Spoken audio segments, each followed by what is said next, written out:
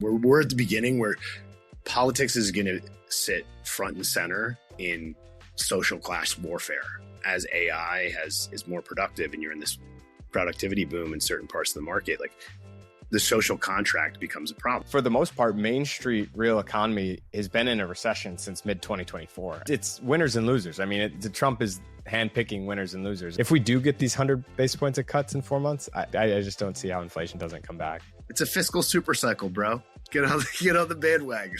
This episode is brought to you by VanEck Semiconductor ETFs. You'll hear more about the VanEck Semiconductor ETF, ticker SMH, the largest semiconductor ETF, and its newer VanEck Fabless Semiconductor ETF, ticker SMHX, later in the show. The Blockworks Digital Asset Summit, crypto's premier institutional event, is back in London this October 13th to 15th. You've got top speakers from BlackRock, Circle, Coinbase, the UK Parliament, and Athena, all under one roof.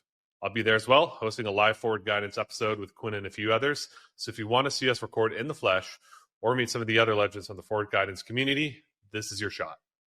Notable macro names like Michael Howell of Cross Border Capital and Jeff Park are already confirmed, with more coming. There's also a VIP dinner on the 13th that will sell out fast. That's for speakers and VIP ticket holders only. It's at Old Billingsgate in London. Use code FORWARD100 for £100 off. See you there.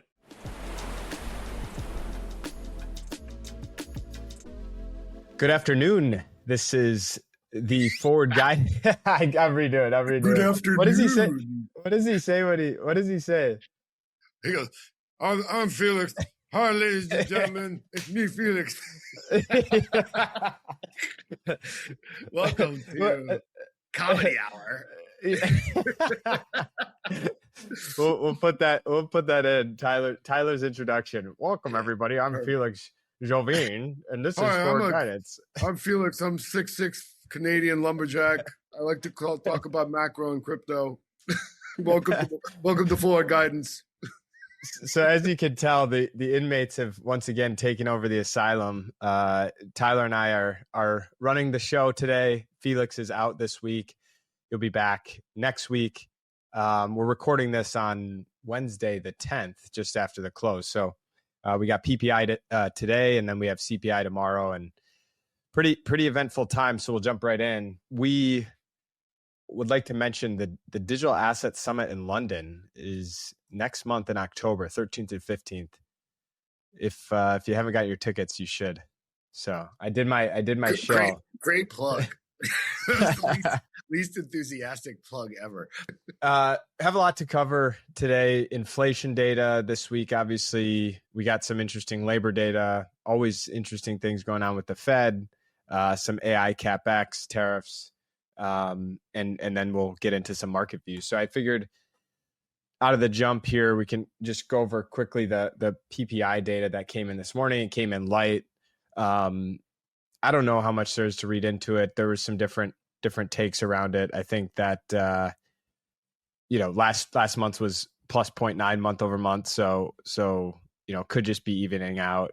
You obviously had Trump still once again calling on Powell to cut. And I thought this chart was interesting, that someone was looking at the input costs component on the intermediate side of the PPI and basically pointing to this idea that there's actually still price pressures building, presumably from tariffs. And we're starting to see a lot more headlines, I think, around corporates maybe not being able to pass through the cost as much, which would be sort of an indictment on their profit margins, really. And then the last one I had, which was sort of interesting, I found as well, basically showing all the Federal Reserve Bank surveys and all these other soft data measures of prices paid, and then you have the PPI. So that I'm sure this will get all the conspirators chumming. Yeah. You know what's interesting to me is, like, I'm just gonna fade the inflation hype here and just say, if you look at all the market indicators of forward pricing, the inflation is not showing up like it did the last PPI. And I think that's why we saw the market reaction today, where everything, the VIX rolled over. There's no big inflation scare, anything like that. So I don't know. I'm kind of a fader of the inflation narrative. It feels like everyone and their mom is calling for like this scary inflation spike. And, I'm not seeing it in the market indicators I look at. Like if you check out, this is incredible. Slide 41, if you can pull that up. This is the 2-year inflation break even. And it's actually collapsed. You can see it fall from 280 to 264 now. And if you zoom out, this is the second chart on the right, you can kind of just see we've kind of been in this range of 2.5-3%. And there hasn't really, besides a few moments of brief spikes, it's largely been faded. And then if you go to the next chart, this is even more fascinating. So this is the risk parity ETF. This is almost breaking out to the upside here. And if inflation was really, that bad, you would see, risk parity funds not working like this. So I don't know. I'm a fader of the super high, inflation spike narrative here. In fact, and I could go to two more charts that are kind of compelling for CPI tomorrow is chart 44. This is new tenant rent is tumbling. So we're actually seeing a large component of, that owner's equivalent rent. I'm guessing that's going to come in lower given the housing situation. Commodity inflation is also rolling lower. So really it's only the transitory tariff stuff, inflation data that we have to worry about, which is why I think they moved the goalposts to more of the employment side of the mandate at the Fed.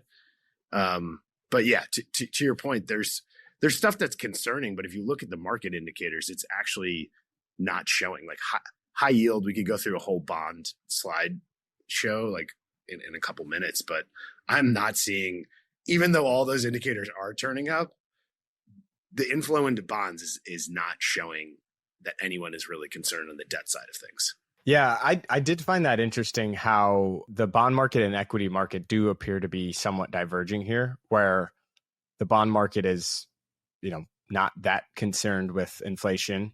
And if anything, you'd argue growth concerns. But then you obviously have equities kind of still just chugging along. I would say it feels to me the sentiment is turning a bit more towards the belief that corporates aren't able to pass prices on and their margins are getting squeezed and inflation is less of a problem. I mean, it's relative, right? Because it felt like PPI this morning was celebrated as if it was 0.6%, but it was 2.6% headline. So like, yeah. It's just clear the Fed is prioritizing labor over inflation. So I guess at these levels, they quasi have hit their target based on how they're acting, I guess. You know what? To your point, I'll just run through these now because it's kind of wild to see. But if you go to like slide 38, you'll love these as an ex bond guy. So this is high yield spread to worst and high yield to worst. So the yield to worst is the on the left side, it's the blue line, and the spread to worst is on the right side, it's the red line. So you can kind of see a high yield bond is yielding, I think it's 6.9%, which is wild in a world where inflation is kind of turning up. So you're still getting the inflows into the lowest credit bonds in the market. A lot of structural reasons why. And then if you look at the spreads, which is, when spreads blow out, that's really when you got to be concerned that there's some sort of credit problem in the riskiest parts of the market. And we're not seeing that at all. And then if you go to the next chart, this is, if you look at the 1,000 basis point universe of high yield bonds, it's actually contracted to a 6-month low. So this is why the market just keeps grinding up here, is the cost of capital is dropping for the worst companies in the market. And you can issue, if you can issue on the debt side of things, you don't have to dilute your equity. So everyone's surprised of all these squeezes. And especially in a lot of the AI, you have this giant catalyst because look at, I'm not allowed to mention single stocks, but like something that rhymes with schmorkel beat earnings massively, like not involved in it at all, but like, this is a big macro story. And so that gives like wildfire to everything underneath in this big macro story. So, on the debt side of things, you can really finance these deals. I read, I think I put it out on Twitter, but you used to be able to finance a data center for like, if you put 65 to 75% down loan to value, now it's 90% down loan to value. This is from the information, which means you don't have to find an equity. You find less and less equity. You could use finance with debt. And that's what causes all these short squeezes, which is, largely risk is finding the frontiers. That's the bottom line. That's the market action. And then just go to the next chart. This is just one of my favorite ones to show. This is from JP Morgan. Best work, JP Morgan. Got to give them thumbs up for as much as I hate on large cap banks, but this is really good stuff. So their high yield spreads are currently at 328. But if you look at the recession, during a recession, the average spread on high yield is 971 basis points. So all these fakers and calling for a recession, it's like not remotely the world we're living in right now. Spreads are so low, and once you get spreads blowing out, that's when I'm saying I'll be concerned there's some sort of recession. But right now it's still game on. And not only that, but then if you look at the Fed Fund futures, yesterday there was an 8% chance of a 50 basis points cut next week. Now I think there was like a 13% chance of a 50 bips cut. So we're actually like, yeah, there you go. And this is saying 11% chance, but I think at some point today it was 13. And if you actually look at you on Bloomberg too. Yeah, baby. I love it. It's the best. But then if you look out like all year long, to January, there's three cuts priced in. So we're in a liquidity, everyone's saying, oh, watch out. There's super credit problems. This is not what the market the internals are actually telling you. I was looking at this chart today, this table today, and my view going into inflation prints this week is that it's sort of a nothing burger, because how does the rate cut path get more dovish than this? And my takeaway is I think it's fair largely to declare victory for Trump in his war against the Fed. I think we have one of the messages I wrote was Stephen Moran is the White House economics director is becoming a Fed board governor member this week, and you have to own gold. I think this situation. I mean, so you look at the amount of cuts priced in. We're talking 3 by December, January, and 4 by March, April. I mean, this is basically victory for Trump over his Fed takeover, effectively. I mean, most Fed estimates of neutral are. That puts us probably even on the low end of neutral, relatively speaking. I guess my bigger concern is when it gets so frothy that you need more and more easing. Like at some point it's going to get overcooked. I don't think we're there yet, but like you're starting to feel a little bubbly. Well, I just think inflation is going to come back. I mean, I just don't see how it doesn't. It feels very similar to last year when the Fed just ramped up the cuts and you still have fiscal deficits running at 6%. And then you throw on 100 basis points of cuts to lower the cost of capital for small businesses, private equity businesses. How do you not get stimulus? Breakthroughs begin with semiconductors. With over $23 billion in assets under management, the VanEck Semiconductor ETF, ticker SMH, is not only the largest semiconductor ETF, but it has also outperformed the next largest semiconductor ETF. It is built on an intelligently designed and constrained index that includes the whole sector stack, from design to manufacturing. Historically, this unique construction and methodology have helped SMH outperform its closest ETF competitor. Check out the table below. Go to vaneck.com/SMHFelix to learn more. As always, investments in blockchain technology involve risk, terms, and conditions apply. Do your own research. Let me play devil's advocate though. What if that is disinflationary? Like what if you lower the cost of capital and every, fracking person digs up whatever oil they can with debt? Like I think that's largely what we saw with pretty much every commodity industry during that time, is like it makes it really profitable to use debt to go dig up whatever. So there's a surplus of commodities that keeps the lid on that stuff. I just don't think you see any of the money going to these things. I mean, we get rate cuts and it's more YOLO call buying and AI and everything else. I don't think it's. Look at housing, though. Housing, you might get some more supply build. There's going to be an equilibrium of buyers and sellers eventually. I don't know. I think each market has a different supply and demand. Yeah, exactly. Agreed. So it's very asset selection is super critical here. Yeah, it's winners and losers. I mean, the Trump is handpicking winners and losers, and the government's kind of the crowding out effect is becoming very apparent, I think. Yeah, I say markets are a political utility. It's feeling more and more like that nowadays. I think it's a good transition. So into some of the labor data we got. We had this benchmark revisions that shocked a lot of people. It was probably on the high end of most estimates. I think Bloomberg's estimate was 500 to 900K, 1,000 less jobs reported in the year through March 2025. So this number it's very, very delayed, right? So this is April 24 to March 25. So this is basically pre-Trump immigration crackdown, pre-tariffs, predominantly Biden's economy, as Trump would say. But the number's massive. If you look here, last year we had 818,000. There's clear the data. There's some serious. Dude, there's a bipartisan just like problem with data. I mean, it's the classic Trump thing where Trump is able to latch onto something that has truth and use it to his advantage, which everybody can agree this data is just completely like ridiculously bad. Yeah. And then 4 years they're going to revise it the other way. Yeah. it's crazy. It's the biggest revision since 2009, which basically, obviously we all know what happened there. And the crazy thing to me is this chart on the left that shows, for the most part, Main Street real economy has been in a recession since mid 2024. I mean, growing in many months negative month-over-month job growth. So I think that sort of brings the elephant into the forefront in the room that everybody has known has been there, the two-speed economy. These charts show by sector where the revisions have been. It's a lot of trade, manufacturing, retail.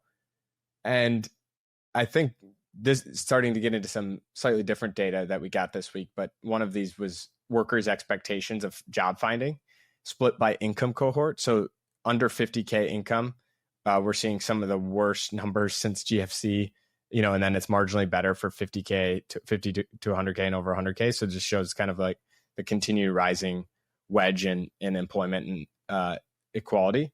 This is that same data showing, the job finding risk, and really highlights the stasis that our economy is in. We're not seeing unemployment rate spike and we're not seeing layoff spike, but we're seeing hiring kind of come to a grinding halt. And the big one we've mentioned a lot is this youth unemployment, which is just going to increasingly become problematic as it starts to become generational, specific. I think you start to get a lot of social problems. Maybe we're seeing already when you leave full generations behind.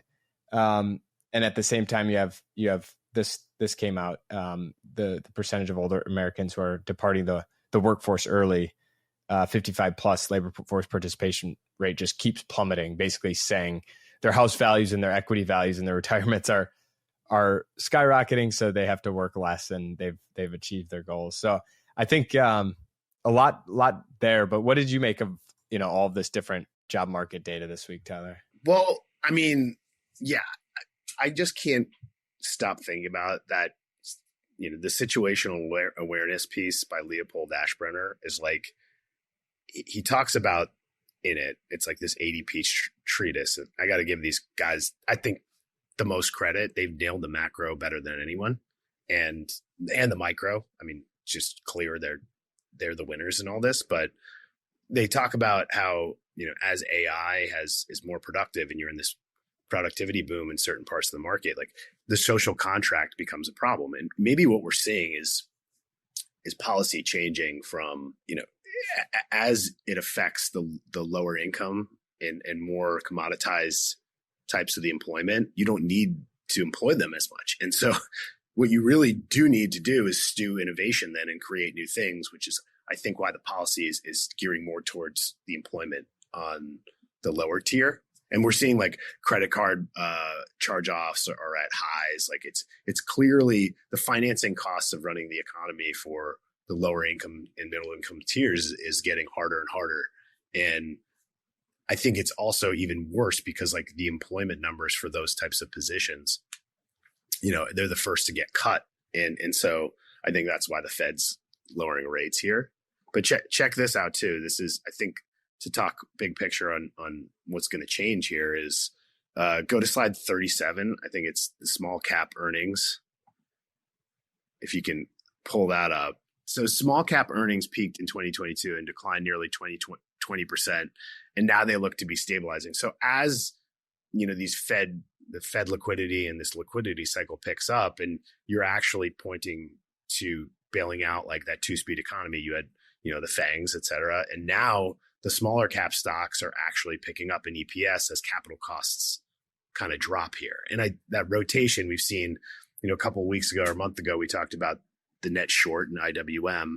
And now we're seeing the rotation kind of out of some of those super large caps into the smaller caps as the capital costs drop on, from the Fed. So my whole point in this is that you need more, maybe this is like UBI in a way where you need to like really drop capital costs, create maybe some non-productive, futuristic type jobs so that our economy isn't just this two-speed dystopia. I think you need to basically force nominal growth, if that makes sense. And this is the world we live in now, is like you can be so productive in some parts of the economy that you don't need manual labor or whatever it is. In a lot of senses, robotics is turning up. We're having a productivity boom, but it's also disguised by like a lot of inflationary, weird political problems. So it's a hard macro to navigate, but I don't know. I think those situational awareness guys absolutely nailed it. I think we're at the beginning where politics is going to sit front and center in social class warfare. And this is probably really horrible to bring up, but Charlie Kirk just got shot at one of his events, and like we're seeing how broken down our when guys start getting shot, political figures, political violence happens. It's really a sign that there's a lot of messed up imbalances in society. So I don't know where you want to go with that. Yeah, I mean, I think. Maybe bringing it back to the labor data that came out this week. Yeah, sorry, I went down a tangent, but it's. I mean, it all. I think we agree it fits in there. To me, the biggest takeaway is that you have basically agreement that Main Street's in a recession, and job growth outside of government and healthcare sectors is effectively negative in many cases. Yet policy continues to be, wealthy favoring, tech favoring, AI favoring. And so I think that's a big reason for the unrest and continuing, social bubbling of these social problems and the fabric. And what it is to me is the crowding out effect and fiscal dominance, sort of slapping you in the face, because the government is committed to these 6+% fiscal deficits annually. So that sort of puts a floor on nominal growth, and nominal growth can appear in real GDP or inflation. It to me says that sort of the only way to fix this is to bring government spending down, because there's no free lunch, and that crowding out effect where the government is growing, but private sector isn't, to me is the fiscal dominance. And sort of also the definition of stagflation, though, because we're seeing the labor market not grow at all and just is at this standstill, but we're seeing inflation too. And it's just like people have different definitions, and there's, bulls hate when you bring up stagflation, but it just feels very, very like the definition of stagflation is the labor market is not growing, and you have inflation that's, I guess, where people argue if it's problematic or not, where it's at. But to me, when you stimulate to reignite things, whether that's via cuts or other liquidity mechanisms, I don't know how you don't bring inflation back. We have a falling labor force, so you're constraining supply.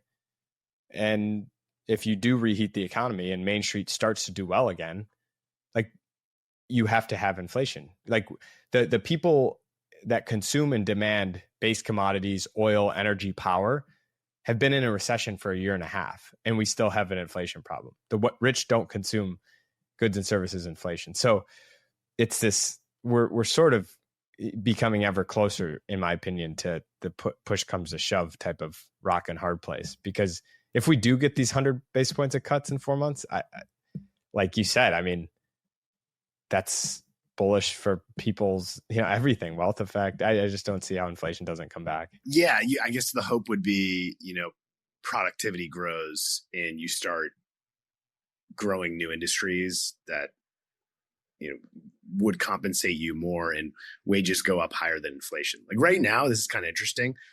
One of the guys, he does Infonomics on Twitter. He does incredible work, and he was talking about Japan.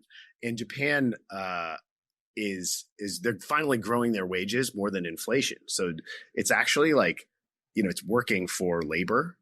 That doesn't mean, that interest rates should theoretically keep rising there, but rising in a manner where like the growth actually sustains the debt. So maybe that's where we're headed, is you actually grow the pie. You have rising wages, inflation stays lower, and the pie grows instead of, stealing pies from the different cross sections of the economy. Using a similar philosophy to SMH, the VanEck Fabless Semiconductor ETF, ticker SMHX, goes even deeper, exclusively investing in fabless semiconductor innovators designing AI infrastructure behind the scenes. We're talking high bandwidth memory, power management chips, custom accelerators, and ultra-fast interconnects, the critical components that make large AI models run faster, smarter, and more efficiently. Go to vaneck.com/SMHXFelix to learn more. As always, investments in blockchain technology involve risk, terms, and conditions apply. Do your own research. Yeah, I mean, it'll be interesting. I mean, Japan, ground zero for monetary experiments. Yeah, your gold book seems to be doing fine. I mean, yeah, it's bring it on. I mean, Japan, they just got their new. They had the resignation. It sounds like everyone that's involved there is ready and willing to spend more. Europe, it seems like it's a fiscal super cycle, bro. Get on the bandwagon. It seems like all great news for the gold. You have Middle East bubbling up, drones flying into NATO. Like I don't. Every day you wake up, there's like 5 headlines. That's a good reason to buy gold. On your point about the VIX is still like 15. Yeah, market structure is operating perfectly, right? Dude, check this out. Actually, hit slide. I think this is slide 47. It's S&P implied volatility versus realized vol. This is from my friends at Piper. So this is this is fantastic. So heading into CPI tomorrow, you can see like there's a 60 bips. This is tiny, by the way. This is 60 bips implied move on the CPI release tomorrow. So obviously everyone buys protection ahead of it. And if you look at the next 3 days, it's only implying, a 48, 47, 45 basis point move. But if this is even more crazy is, so obviously, like if you look at the blue line relative to the orange line, the implied is what implied volatility in the future is, whereas the orange line realized volatility is in the past. And generally speaking, like, when that orange line is below the blue line will come down more. So theoretically, the implied moves of the S&P is going to get smaller and smaller unless there's some sort of event.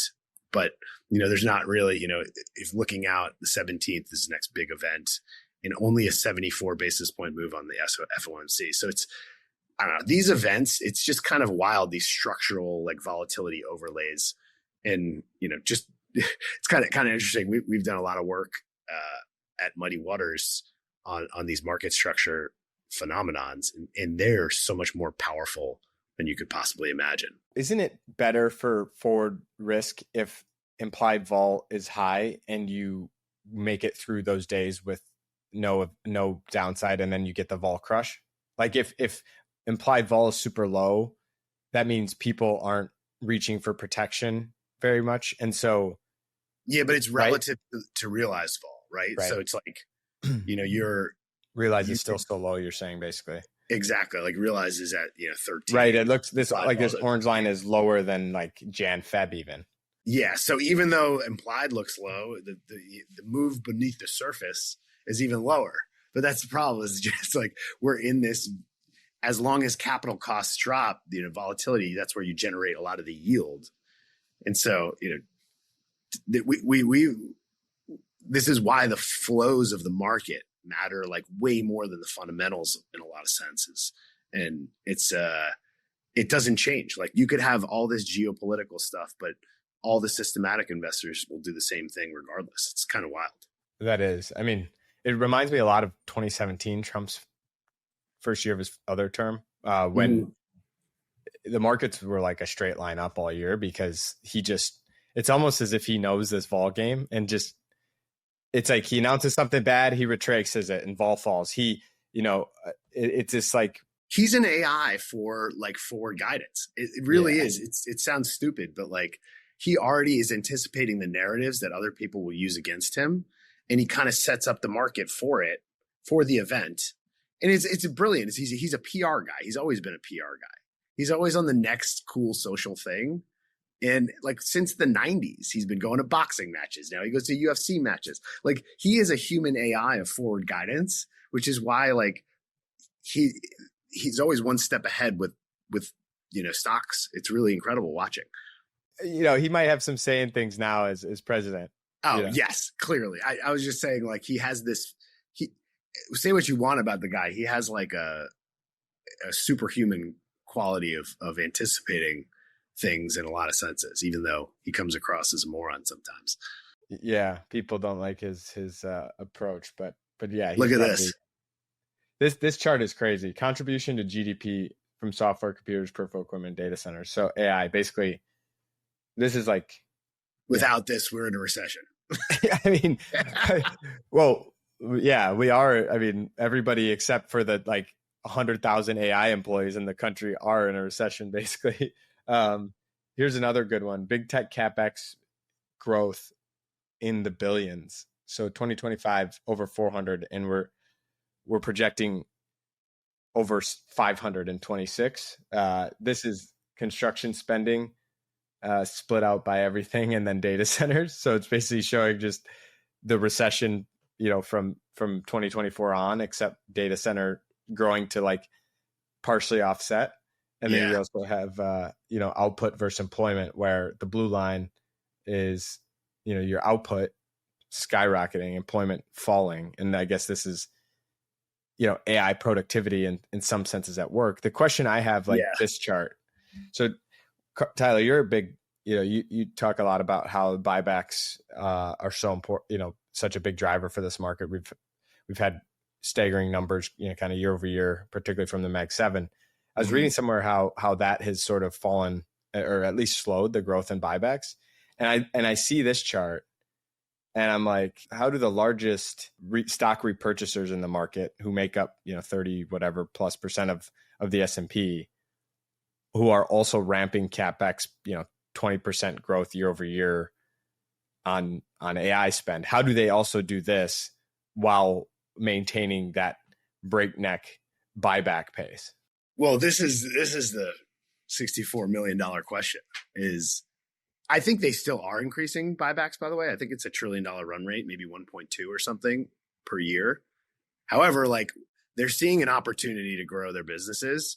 And I think, to my earlier point about the debt, is like, on a lot of this data center growth, you can now go to, because the debt financing costs are so small, people will lend them 90% loans to 10% of the value. So they only have to put up 10% equity to build these things. And therein lies, how these numbers can get so large. Like with debt CapEx cycles, it's Jensen was talking about like a multi-trillion dollar, like $1 trillion spend in 2026, 27. So these numbers could be actually below estimate.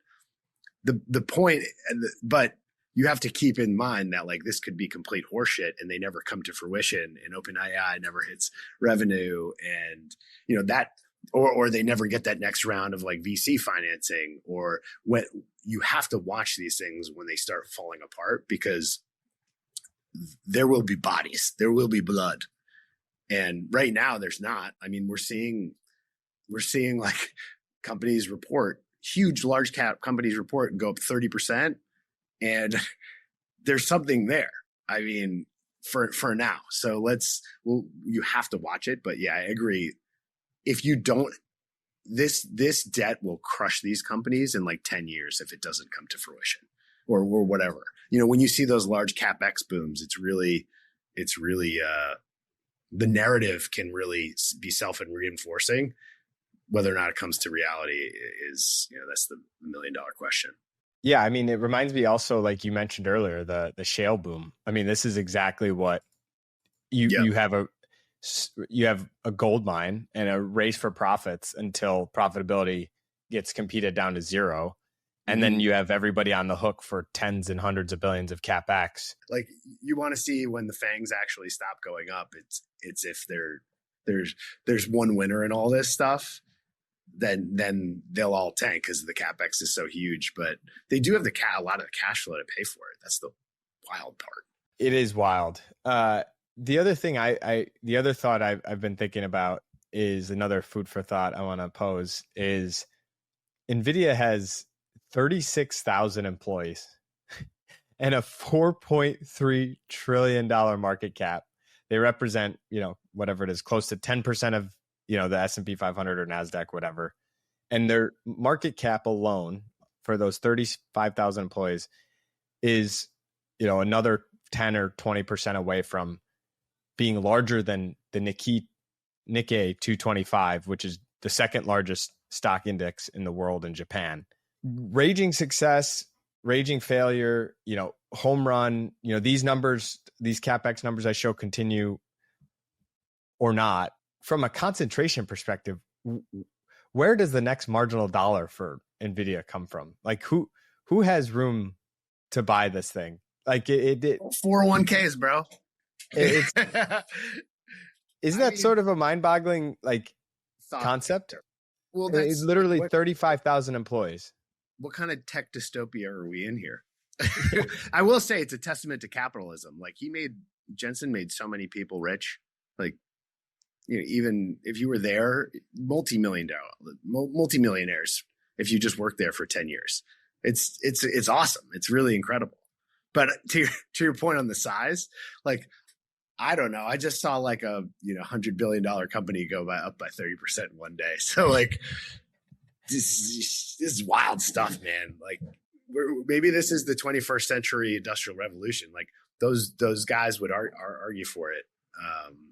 That's what we're dealing with here, and maybe we can't quantify it like normal human growth. I think that's what makes this so tricky, because every scenario I play forward is so unbelievably reflexive, both to the upside and downside. There's no middle ground. Yes, it's a bipolar distribution. It's either things are fine, vol flows, CTA flows, pension flows, 401k flows, just 20 bips a day. We just drift up until NVIDIA is the size of the whole global stock market ex-US, or you have prices start to fall, CapEx comes down, they can't pay their employees in this inflated monopoly money stock anymore. So, and then employees start selling, the repurchases end, like job losses proliferate, less 401k flows, the boomers retire, less. More cashing. Like it's I agree with you on that, like that reality. But do you actually think the government's going to let that happen? Exactly. That's like what's so that crazy goes back about to this. my Ponzi. It's 39 minutes in, and I said it. But that's the crazy thing that goes to your point about it's like that meme of like the one guy holding the world, and like people often say NVIDIA there, but it's like you find the crack in the market, like the existential risk in the market is how I sort of feel. And in 2023, that was CRE, right? Commercial real estate. When that blew up in March, they stepped in. It feels to me like it's now sort of this concentration risk, which is more of people always get confused when you're like bearish. And it's like, well, I can be like financial markets and the economy are most separated than they've ever been.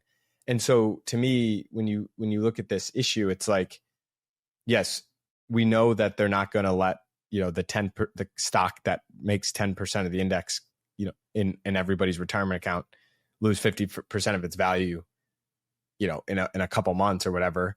But the longer they don't let it, a controlled burn occur, the bigger this becomes, right? If they would have let the bubble deflate years ago or along this way, it's a $1 trillion problem. Then it's a $2 trillion problem. Then it's a now it's a $4.5, $5 trillion. So it's like your stimulus to fix it also continues to ramp as you kick the can. Yeah. And that's what's most fascinating to me, because we're getting into numbers for these types of, again, this is like every time I have numbers don't make sense unless you're. But every time I have a conversation about anything, I just stop like halfway through and I'm like, I need to go buy more gold, because you have gold that central banks are acquiring. That's the fiat debasement plug. That's the global chaos plug, all these things. And its market cap is, let's say, 20 trillion or whatever gold is. And say 80% of the supply is held by central banks or vaults that aren't moving. So the circulating supply is actually much less. So then you're looking at it and you're like, okay, the problem is not $1 trillion anymore. It's a $4 trillion market cap problem. Then it's a $5 trillion. And then you're looking at gold and you're like, wait a second, they're going to have to print, in COVID, they printed 4 trillion. The next crisis, they probably have to print 8. And then you're like, wait, the circulating supply of gold is not keeping up with that. The circulating supply of the fiat debasement hedge has to keep up with that. Like the numbers just start like, it's wild. It's crazy. Yeah. You know what else I'll say too is like China gets a lot of heat over, they move their productive capacity of the economy. First, it was like they put it into real estate, and then they had that real estate boom. Then they put it into tech companies, and then they put it into the manufacturing capacity. And similarly, you just want to show this last chart. This is interesting. Go to slide 48. This is the data center versus office construction. Yeah, it's tangential to what you were talking about before, but like this is, we're watching our economy move from like, oh, we're no longer a commercial real estate driven office economy, right? And now we're making up with it with like data centers. And so in a lot of senses, we talk about like markets are a political utility or centrally planned. This is a centralization thing where it's like you're pointing giant fiscal bazookas at different things. Boom, space, boom, whatever it is. And that's just the new wave of things. And in that world, theoretically, like think about this, what the premise of investing, diversified investing in our 401ks, it's kind of ridiculous. Like if you go under the hood of this, I got to roast the entire 401k system, but like you can't really choose what you want. You can't be like, all right, I don't want any exposure to commercial real estate, but you probably have some, if you buy a bond fund, a lot of the times you're buying some weird like Austrian 100-year bond. You didn't even realize you're buying that, right? But like things are going to be way more concentrated going forward, and it's way more driven in a world where you need nominal growth to basically pay off the debts, like you said, right? The wide diversified nature of things shouldn't theoretically work before. And not to toot our own horn, but we've internally at Muddy Waters, they started this product that basically has hacked the flow system and they've been running it internally for a year, and it's got like Renaissance like returns. It's absolutely mind boggling, basically just following the flows, concentrated flows of the market rather than, doing this diversification. It's taking advantage of, a lot of the flow system. And I don't know, I think as investors, we have to be cognizant that maybe the way things were built 30, 40 years ago aren't necessarily like working anymore. And it fits fully into the fourth turning to first turning, framework of new institutions get built and the old institutions that were funneling this slop to you. You realize how bogus it is in a lot of senses. But sorry, I had to plug that because it's very fitting for what we're I mean, this chart is madness. It makes sense that kind of following 2023 office CapEx construction would be declining, particularly talking about all these, the metros are going to like just going down the garbage. And two, the work from home plus, all the stories you've been showing about CRE. How many REITs are just in, some giant slop fund that they offer you, and you're probably putting a misallocated dollar into that type of stuff instead. Well, that's financial repression at its finest, because the government mandates most what can be in 401ks and in these target retirements. You talk to the average person on the street, even every job, I talk to people and they're asking me what should we do with, investing. And then they pull up their 401k options and it's like the target date retirement funds that are, you can't. And it's a cartel. Financial repression. Yeah, that's financial actually a cartel. And that goes back to like the short volatility thesis. They're actually stifling human volatility. And they're actually, if you think about it philosophically, they're forcing you to invest in these things so that they can kind of just squeeze a little more yield out of you. And if they can implant you, if every dollar goes to where they say, it should go, then, think about the amount of control you have on that. And so I think that's why we're at the point where you have to have centrally planned economy where you have to push pieces of fiscal spending in certain pockets that have potentially secular growth. And so you have to rewire your brain as like, maybe over diversification isn't the answer. I'm just staying up with the crowd at that point. You have to be more concentrated and nimble on how you manage things now. And it's completely generational change. I also think, to your point, maybe I would approach it slightly different, but agree, is how I view it as just current government policy is and repeated kind of stepping in, backstopping type actions in tandem with like stated 6% budget deficits, and where that budget deficit is going creates, winners and losers that you can qualify, quantify, identify. And it is such a powerful force when your government's crowding out every private sector Main Street business and saying Main Street, the biggest lie told in 25 was it's Main Street's turn. They're literally like can't breathe. There's no hiring, people can't keep up. And then, incentivizing AI, incentivizing all these things. And, I think that's where you come to a problem. And I just like today there was a strong bond auction and, very well received, and the 10-year traded down to 4%. And I get like, okay, people have different time horizons, people have different risk appetites, people have, all the reasons in the world we know why institutional pools of capital buy bonds, but it makes you want to vomit when you think about buying a 10-year piece of paper from the US government. There's a lot of old people out there, man. There's a lot of old wealthy people that need to park their cash somewhere. I'm telling you. But you know what? The other thing is, it's a float constriction thing too. So you have Vanguard and BlackRock and whatever, they constrict the floats of these things. You might be better off buying eggs than 4% 10-year paper. You literally sit on some eggs for longer. It's like, dude, I'm with you, but it's wild. So what's your thoughts on markets next like couple weeks? Let's say, don't have to get like crazy specific on like immediate term, but like, what's interesting to me is like, okay, September's passed, all the scare of RRP passed. It's the 10th, bro. Sorry, the early September passed, okay. Where everyone's calling for this like outrageous, sell off, and now and granted, I was a little bit concerned of a little volatility, but it's funny how market narratives can kind of shift really fast. So like, okay, no RRP scare, no TGA scare yet. And I think we putz around until late September, and then you get the pension rebalancing. But gee, I guess you get earnings. We'll get some information from earnings, but given the way things are going right now and where bond yields are, it's really hard to fade this. Is what I'm trying to say. And you want to be in the right pockets of where they're seeking growth.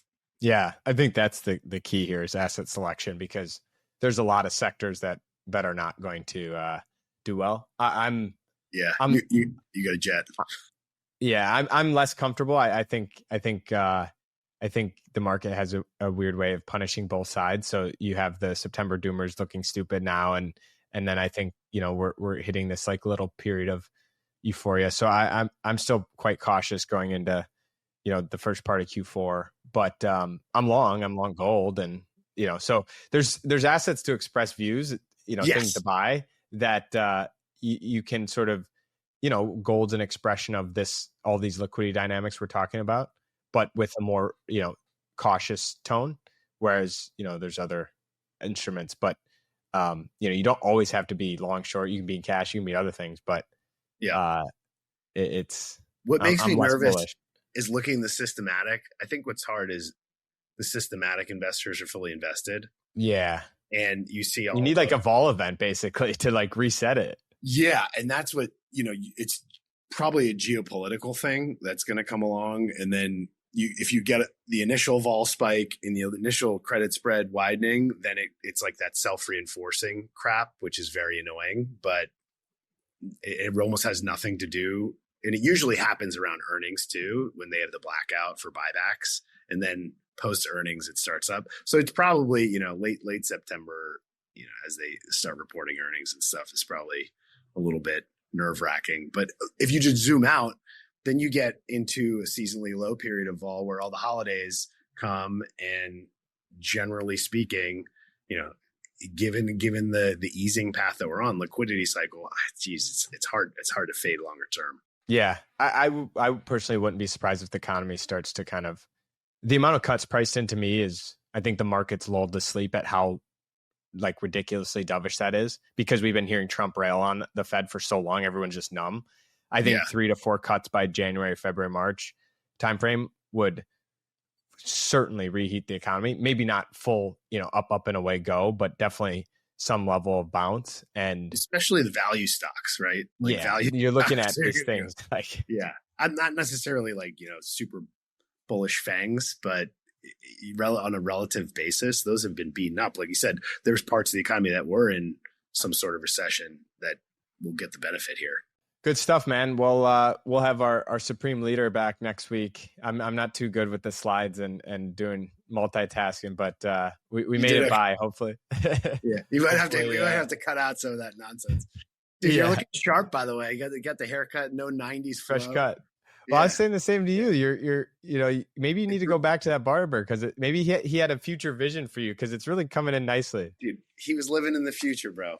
The only problem is that I got a sty on my eye that, like, from this is when you have 3 kids, you get shit just starts happening. I look like fucking Quasimodo. Well, you look good in the new digs. So we're dude, there's a whole setup. We got a whole studio here. It's amazing. Full glow up.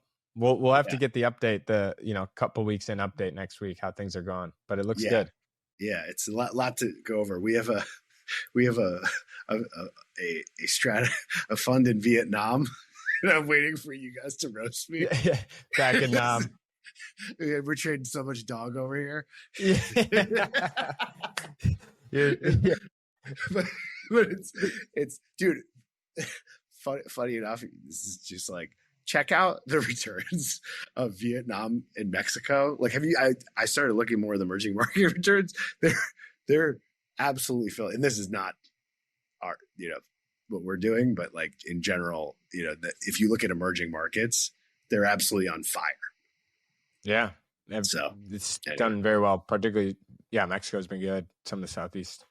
Yeah. So all right, brother. Good stuff, man. We'll catch you on the flip side. See ya.